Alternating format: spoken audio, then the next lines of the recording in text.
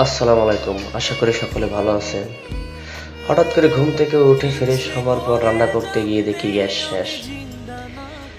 এখন গ্যাস আনতে হইলে অনেক দূরে যাইতে হবে, 10 থেকে 15 মিনিট লাগে হেঁটে যাইতে হইলে। এখন দুঃখের বিষয় হলো 12টা 12:30 বাজে, অনেক রোদ্দুরের অনেক চাপ।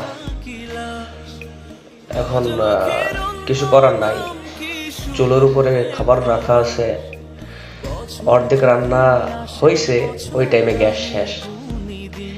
এখন আমরা যেখানে যাব এখান থেকে গ্যাসটা আনতে হইলে 10-15 মিনিট হেঁটে যাইতে হবে।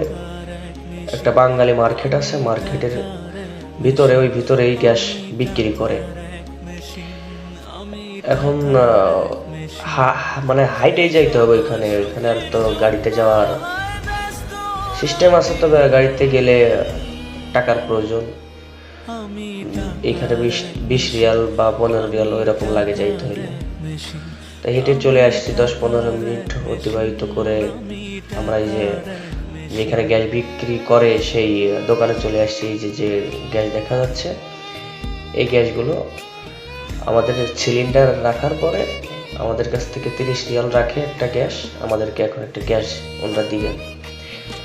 গ্যাস রাখার স্টক আছে ওনাদের ওই ভিতরে, এই যে এইখান থেকে বের করে দিচ্ছে।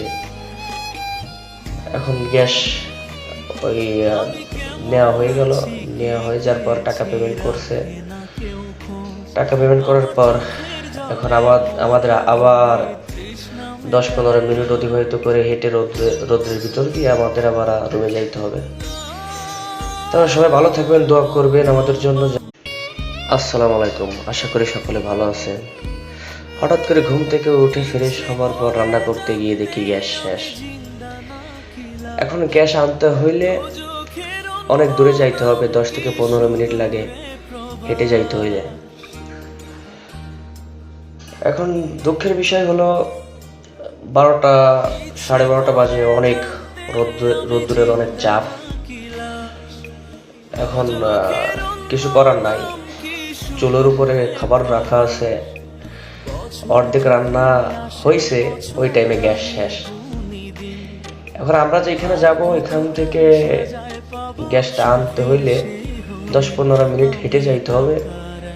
একটা বাঙালি মার্কেট আছে, মার্কেটের ভিতরে, ওই ভিতরেই গ্যাস বিক্রি করে। এখন মানে হাইটেই যাইতে হবে ওইখানে আর তো গাড়িতে যাওয়ার সিস্টেম আছে, তবে গাড়িতে গেলে